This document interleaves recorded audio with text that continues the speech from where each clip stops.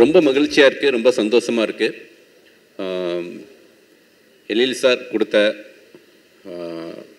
அந்த வாய்ப்பு தான் இந்த இடத்துல நான் நின்றுட்டுருக்கேன். எழில் சாரை பற்றி பேசணும் அப்படின்னா நிறையா பேசலாம். மிகச்சிறந்த மனிதர். எப்பயுமே எனக்கு தெரிஞ்சு தமிழ் சினிமாவில் நாங்கள் 4 பேர் அப்படின்னு கிடையாது, ஒரு 10 இயக்குநர்களுக்கு மேலே எழில் சார்ட்டேருந்து வெளியே வந்திருக்காங்க. அதிக இயக்குநர்கள் உதவி இயக்குநர்களானது எழில் சார்ட்ட தான். நம்ம பாரதிராஜா சார் பட்டறையிலேருந்து அப்படின்னு சொல்கிற மாதிரி பாக்கியராஜ் சார் அசிஸ்டன்ஸு, அப்புறம் KS Ravikumar sir, Vikraman sir, இந்த வரிசையில் எழில் சார்ட்டேருந்து நிறைய உதவி இயக்குநர்கள் டைரக்ட் ஆகியிருக்காங்க. கருப்பள்ளப்பன் சார், நிறைய பேர் டைரக்ட் ஆகியிருக்காங்க, நிறைய டைரக்டர்ஸ் ஆகியிருக்காங்க. என்ன ஒரே ஒரு காரணம் அப்படின்னா, எழில் சார் கற்றுக் கொடுக்குற ஒரு விஷயம், அவர் கற்றுக் கொடுக்குறதில்ல, அவர் கூட இருந்தாவே நம்ம கற்றுக்கலாம், அந்த ப்ரெஷர் ஹேண்ட்லிங்.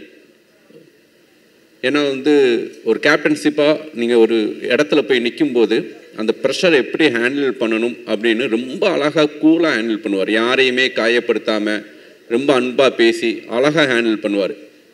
ஒரு நாள் தீபாவளி படத்துலலாம் ஷூட்டிங்கில் பெரிய செட்டு போட்டு ஜூனியர் ஆர்டிஸ்டில் ஒரு 300 பேர் ஜூனியர் ஆர்டிஸ்ட்டு, கிளைமேக்ஸ் சீக்வன்ஸு, பவனம், ரவி சார் எல்லாமே வந்துட்டாங்க. எல்லாமே ரெடியாக இருந்துகிட்டு இருக்கும்போது யூனிட் 20 காலையில் ஒரு 7:30-8 வரைக்கும் வரல. எங்கன்னு விசாரிக்கும்போது யூனிட் 20 பஞ்சர் ஆயிடுச்சு அப்படின்னு. நான் சார்ட்டு எப்படி போய் சொல்ல போகிறான்ட்டு மேனேஜரை பயந்துகிட்டே சொல்கிறாங்க, சார் இப்படி வண்டி பஞ்சர் ஆயிடுச்சு.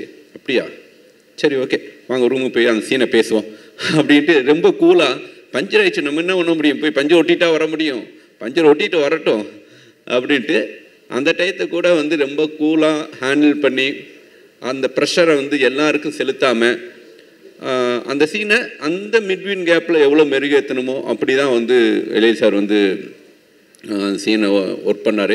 ஸோ அவரோடு ஒர்க் பண்ண அந்த ஒரு திரைப்படம் தான் எனக்கு வெண்ணிலா கபடி குழுங்கிற அந்த வாய்ப்பை கிடச்சிச்சு. இன்றைக்கி சூரிங்கிற ஒரு நடிகன் இன்றைக்கி ஒரு கதாநாயகனாக இருக்கிறான் அப்படின்னா அதுக்கு காரணம் எழில் சார் தான். தீபாவளி திரைப்படத்தில் ஒரு சின்ன ஒரு கதாபாத்திரம் கொடுத்துருப்பாரு, அந்த ஒரு 2 சீனில் பிரமாதமாக சூரியன் நடிச்சிருந்தான். அதை பார்த்துட்டு தான் இந்த பையன் ரொம்ப நல்லா நடிக்கிறானே அப்படின்ட்டு அதுக்கப்புறம் நான் என்னுடைய முதல் படத்தில் வெண்ணிலா கபடிக்குள்ள வாய்ப்பு கொடுத்தேன். சூரிய இந்த இடத்துல இருக்கிறதுக்கு காரணமும் எழில் சார் தான்.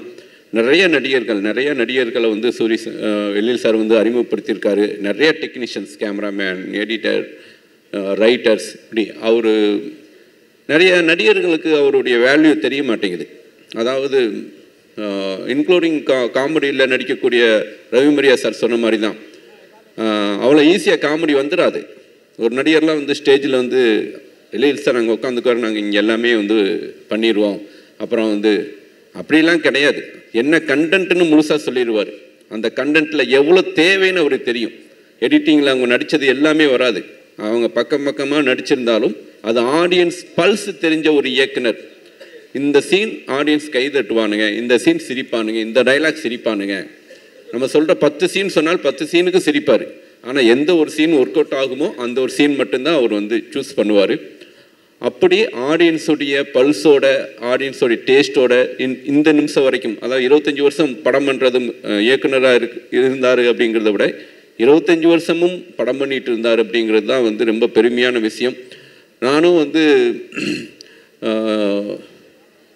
உங்களுடைய கோல் என்ன அப்படின்ட்டு நிறைய பேர் என்கிட்ட கேட்கும்போது, உங்களுடைய இலக்கு தெரியலைங்க, ரஷ்னேட்டராக வந்தோம், டைரக்டர் ஆகணும், அவ்வளோதான், வேறு ஒன்றும் பெருசாக அப்படிலாம் எனக்கு எதுவும் தெரியல.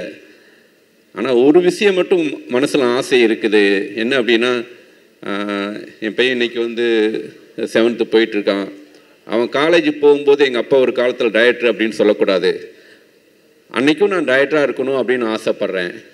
ஸோ அந்த சாதனையை எழில் சார் பண்ணிட்டார்.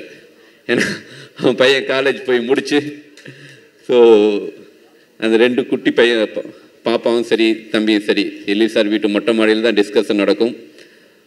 ரொம்ப அற்புதமான ஒரு துணைவியார். ஸோ அவ்வளோ சப்போர்ட் பண்ணி அவருக்கு மென்டலியாக நிறைய நேரத்தில் உறுதுணையாக இருந்தாங்க. அம்மாவுடைய ஆசீர்வாதம் எல்லாமே சேர்ந்து தான் எழில் சாருக்கு இந்த 25வது ஆண்டு நிறைவாயிருக்கு. ரவிச்சந்திரன் சாருக்கு வந்து இந்த நேரத்தில் வந்து என்னுடைய நன்றியை தெரிவிச்சுக்கிறேன். நிறையா பேசலாம், ஏன்னா அவ்வளோ பயணிச்சிருக்கணும். வெண்ணிலா கபடிக்குள்ளே நடந்த நிறையா ஸ்ட்ரகிள்ஸ்லாம் அவர்கிட்ட போய் சொல்லும்போது, கையெழுத்து போட்டு போசி கழுத்தவை வெட்ட போகிறானுங்க, பார்த்துக்கலாம் அப்படின்னு ஒரு அசால்ட்டாக ஒரு தைரியம் கொடுப்பாரு. அந்த தைரியம் வந்து நமக்கு அப்படி சரி, ஏன்னா அதுதான் அவருடைய எக்ஸ்பீரியன்ஸ். ஸோ நிறையா எனக்கு இந்த நேரத்தில் வந்து என்ன எழில் சார்கிட்ட சேர்த்து விட்ட சங்கரதயாள் அண்ணன், அவருக்கு இந்த நேரத்தில் என்னுடைய நன்றியை தெரிவிச்சுக்கிறேன். என் அப்பா அம்மா எப்படி நல்லா இருக்கணும்னு நினைக்கிறனோ, என் பிள்ளை எப்படி நல்லா இருக்கணும்னு நினைக்கிறனோ, அப்படி எழில் சார் அவர் வந்து நல்லா இருக்கணும். அவர் நிறைய பேருக்கு வந்து லைஃப் இப்போ கொடுத்துட்ருக்காரு, நிறைய பேர் அவர் மூலமாக உருவாவாங்க. மீண்டும் எழில் சாருக்கு என்னுடைய குருநாதருக்கு நன்றியை தெரிவிச்சுக்கிறேன். Thank you so much.